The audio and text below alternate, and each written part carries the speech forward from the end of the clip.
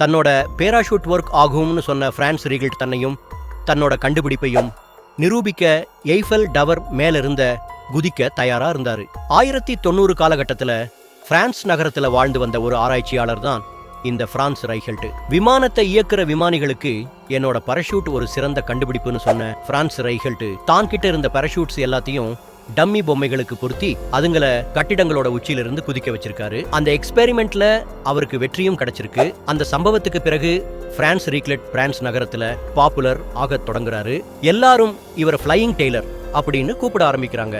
அந்த நேரத்துல தான் பிரான்ஸ் ரீக்லெட் ஒரு விபரீதமான சோதனையை செய்ய முடிவெடுக்கிறாரு. ஐஃபெல் டவர் மேல இருந்து தன்னோட பரஷூட் பொருத்தின டம்மிங்களை குதிக்க வைக்க போறதாகவும் அதுக்கு பெர்மிஷன் வேணும்னு பிரான்ஸ் போலீஸ் கிட்ட அனுமதி கேட்கிறாரு. ஆனா அது அவ்வளவு சீக்கிரம் கிடைக்கல. பிரான்ஸ் ரைகல்ட் தொடர்ந்து நச்சரிச்சதால போய் தொலைன்னு போலீஸும் பெர்மிஷன் கொடுக்கறாங்க. சரியா பிப்ரவரி 4, 1912 எய்ஃபெல் டவர் மேல ஏறின பிரான்ஸ் ரீகல்ட் டம்மிங்களுக்கு பதிலா தன்னோட பேராஷூட்டை கட்டிக்கிட்டு கீழே குதிச்சிருக்காரு. ஆனா அவர் நினைச்சது போல பேராஷூட் டிப்ளாய் ஆகல. அந்த பரிசோதனை பிரான்ஸ் ரீகல்ட்க்கு வெற்றிகரமான மரணத்தை தான் கொடுத்துச்சு. ஒருவேளை அன்னைக்கு மட்டும் அவருக்கு வெற்றி கிடைச்சிருந்தா பேராஷூட் கண்டுபிடிப்போட முன்னோடியா இருந்திருப்பாரு.